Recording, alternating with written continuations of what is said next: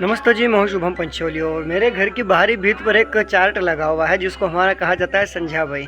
आमतौर पर जो पारंपरिक रूप से संझा निर्माण किया जाता है वह गोबर से बनाई जाती है दीवार पर। यह कब बनाई जाती है? जब पूर्णिमा आती है, क्वार महीना लगता है, अश्विन मास लगता है, तब से लेकर तो सर्वपित्र अमावस्या तक, यानी 16 दिन 16 श्राद्ध के पर्व के दौरान जो अविवाहित कन्याएं होती हैं, कुमारी कन्या होती हैं, वे इस प्रकार से रोज़ नए नए तरीके से बहुत सारी चीज़ें बनाती हैं। इसके अंदर सारा एक साथ बना दिया गया है और मतलब ये तो आजकल एक इसका शॉर्टकट है, या फिर कहूँ तो समय जैसे बदला है इसके साथ ही चीज़ आ गई कि शॉर्टकट आजकल चार्ट लगा दिया जाता है। हाँ, तो संझा निर्माण संबंधी ये जो परंपरा है इसके साथ ही हमारी बचपन की यादें भी जुड़ी हुई है। कहने को तो यह कन्याओं का एक पर्व होता है, लेकिन इसमें हम जब बच्चे थे, जब हम छोटे थे, तब इसमें किसी प्रकार का कोई लिंग भेद नहीं चलता था कि अगर आप लड़के हो कि लड़की हो।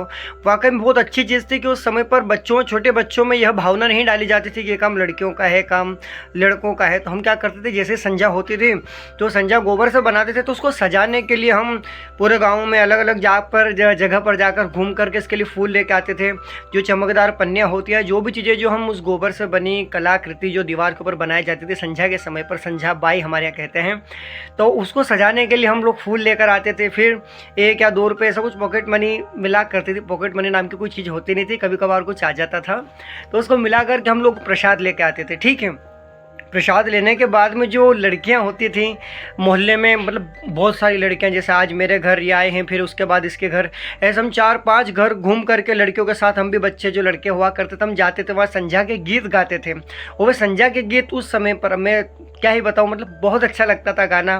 फिर प्रसाद छुपाई भी जाती थी और एक होड़ रहती थी कि पहले वो तारा कौन तोड़ेगा, मतलब आरती करने के बाद में गोबर से बनी कलाकृति एक जो क्या बताऊँ, ये कुछ बनाते हैं उसको तोड़ना रहता है। और बहुत बार ऐसा होता था, चूँकि बारिश का समय होता है तो बारिश आ जाती थी तो बड़ा हम लोग उसको ढक के रखते थे कि खुद भीगता था। मतलब मेरा बताता हूँ, मैं भीगता था लेकिन छाता लेके खड़ा आता था कि ऐसा नहीं कि हमारी संझा भीग जाए।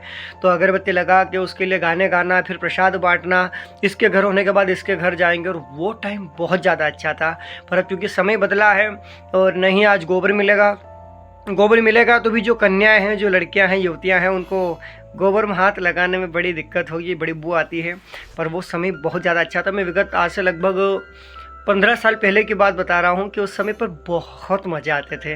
तो संझा का पर्व चल रहा है जो कि सर्वपित्र अमावस्या तक चलेगा और नवरात्रि के पहले दिन पहले तक चलता है।